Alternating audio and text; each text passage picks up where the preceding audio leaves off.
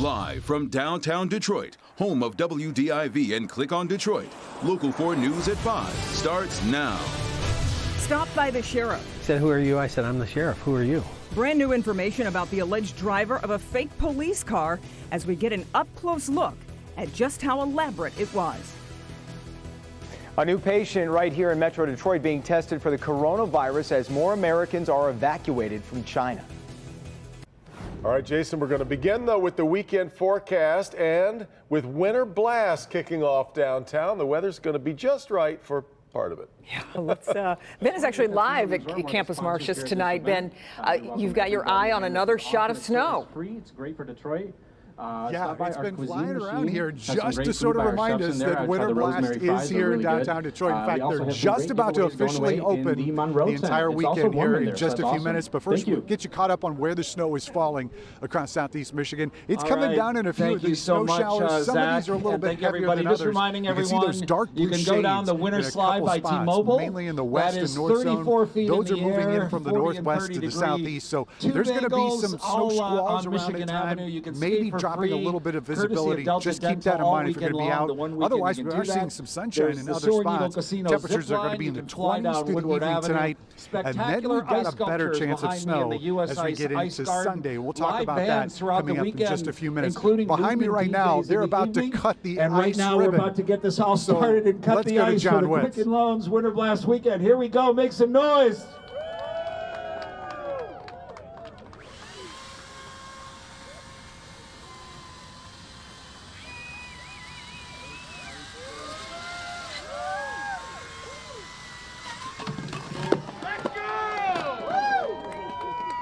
We are officially underway. Have a great time. Enjoy the weekend. We'll see you out here at Quicken Loans Winter Blast. Thank you so much.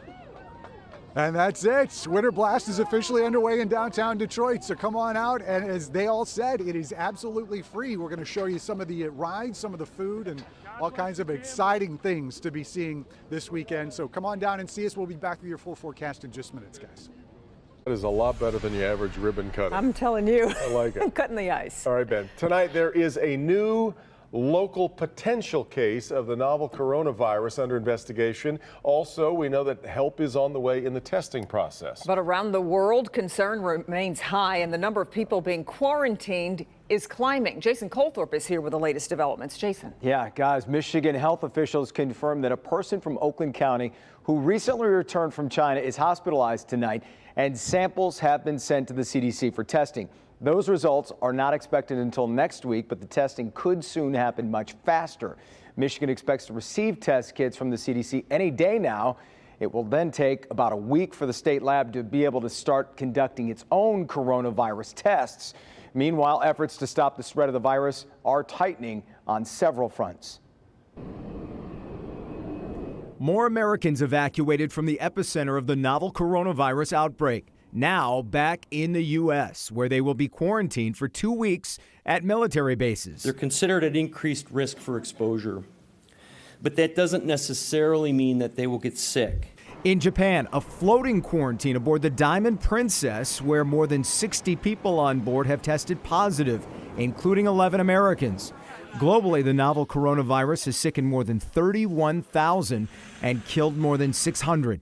The death rate in Wuhan, China, where the virus originated, more than 4%. People are just really scared to even become sick, and they're definitely not going to the hospital because it could be worse than staying at home. In the U.S., health officials say at least 12 people have tested positive, and results are pending on dozens more, including 4 passengers on a cruise ship docked in New Jersey this morning. Although the virus represents a potentially very serious public health threat, and we expect to continue seeing more cases here, the immediate risk to the American public is low at this time. In Chicago, 2 patients are being discharged from the hospital, transitioning to home isolation. The pair saying they look forward to getting back to normal. The Washington State man who was the first U.S. patient to be infected with the novel coronavirus was discharged from the hospital earlier this week. And guys, should point out that the 4 other cases, potential cases in Michigan, were all negative. Yeah, which is good news. but we'll keep watching. All right, Jason. We've got some breaking news now into the Local 4 newsroom about a key witness in the House impeachment inquiry into President Trump. Now, Lieutenant Colonel Alexander Vindman has been fired from the National Security Council. Vindman's lawyer says the top Ukrainian expert on the council was pushed out of the role and today escorted from the White House by security. Today, the president was asked if he would like Vindman out of the White House, to which he responded, and this was his quote, "I'm not happy with him." Vindman is expected to return to the Pentagon, though it is still unclear exactly what his assignment will be. Tonight, we're learning new information about the alleged fake police officer arrested by a real one, Oakland County Sheriff Michael Bouchard. It includes a much closer look at the car. Take a look at this. It has an official logo, or at least a looking logo there. It has blue police lights, even something that's supposed to look like a radar gun. Sean Lake caught up with Bouchard today as detectives dig deeper into this case. Here's what we're learning since we broke this story at 11 on Local 4 last night. The sheriff often pulls people over for various reasons, and we're learning a lot more about the guy he pulled over yesterday. Hopping behind the wheel with Oakland County Sheriff Mike Bouchard. He was on Telegraph yesterday in Bloomfield Township, and this Ford Police Interceptor caught his eye. It sure looked like a Bloomfield Township police car. But when the sheriff got a closer look, it was clear something was off. But then I noticed a couple things that didn't make sense to me.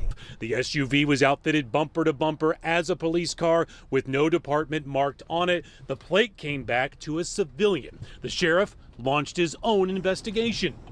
So I pulled the vehicle over. And that's when the driver and the sheriff had this exchange that's being talked about all over Metro Detroit today. He said, "Who are you?" I said, "I'm the sheriff. Who are you?" Here's what we know. The driver is a mechanic, not a cop. He's in his 20s from Waterford, being held right now for having a loaded handgun without a concealed carry permit. Investigators have found that he bought a used police SUV from Ohio, and they think he keeps adding lights and police details to it. He said he occasionally helps police. I don't know what that means, but certainly you can't impersonate a police officer to help a police officer, even if it's well-intentioned. Now real deputies need your help to look at this SUV. The sheriff wants to know if this guy has really pulled anyone over. Has a woman on a dark night been pulled over? That's everybody's worst fear. And just this week, the sheriff made 3 traffic stops, he says, mainly for dangerous driving. In Oakland County, Sean Lay, Local 4. Okay, Sean, and let's show you that picture of the car one more time. If you've been pulled over by this car or have seen it happening, the Oakland County Sheriff's Office wants you to call them right away. Now to a major leadership shakeup at Ford. Today, the company named Jim Farley Chief Operating Officer as it aims to speed up its turnaround. Business editor Rod Maloney has a look at why the move was made. That they decided to make this kind of executive shuffle now tells you there's major trouble here at the Glass House. As they try and create the Ford of the future, they're running into competitive issues. They have the domestic 3, GM and Chrysler and even Toyota to worry about, but then there's also Tesla. If you're looking to find out what's at the heart of this move, look no farther than the new Ford Explorer SUV rolled out this time last year. The launch was an unmitigated disaster, and that cannot happen in this competitive environment in the middle of a corporate turnaround that's now 3 years old.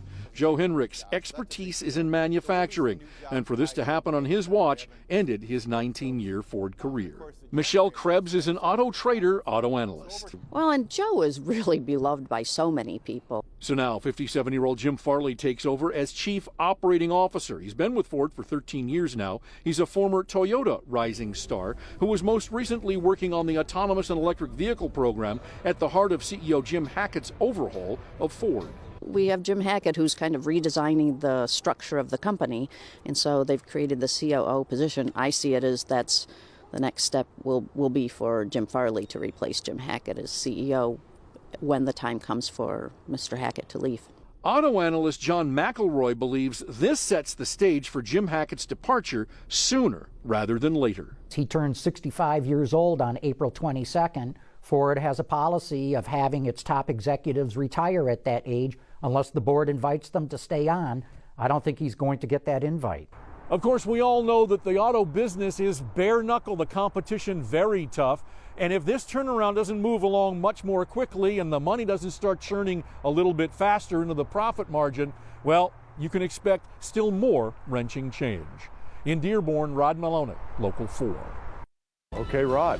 We are 31 days away now from the primary. Michigan voters heading to the polls to vote for their choice among the Democrats in the presidential race. And for folks living in Novi, this could get confusing. And that's because over 60% of voters are going to need to go to different precincts this time around. Jamie Edmonds shows us why the city had to make some big changes. In the 1960s, Novi was a rural community. By the 1970s, it had grown to a population of about 10,000 people and the 12 Oaks Mall. Today, Novi has seen a rapid expansion. A 2018 census count put it at more than 60,000. More residents means more voters. They're building a lot on the north end of the city. So in order to accommodate those new voters, we kind of moved the boundary lines around and added new locations for them to get to closer to home. So after 12 years without changes, City Council approved 3 new precincts for a total of 25 and 4 new polling stations for this presidential election year. So some people may have the same precinct number, but a new location to go to. This is just one example of a change. Here on Wind Ridge Lane, voters here used to vote just down there, precinct 15 at St. James Catholic Church.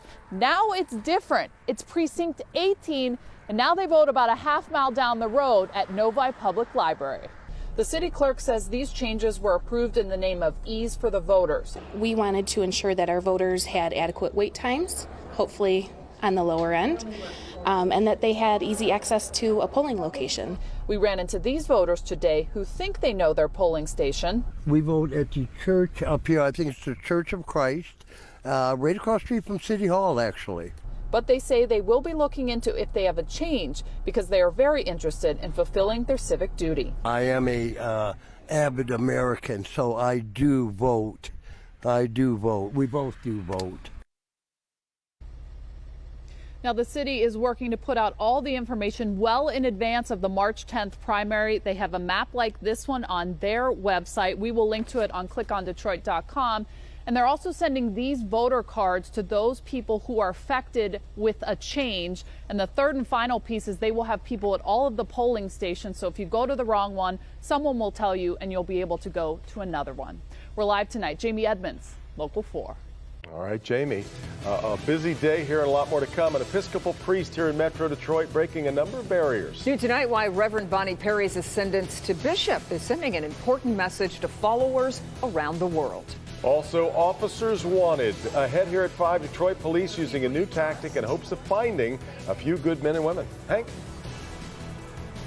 And Devin, the city of Madison Heights worked for years to stop Gary Sayers and the toxic ooze. I've obtained all the inspection reports going back more than 2 decades and shocking photos inside. I'm live right after the break.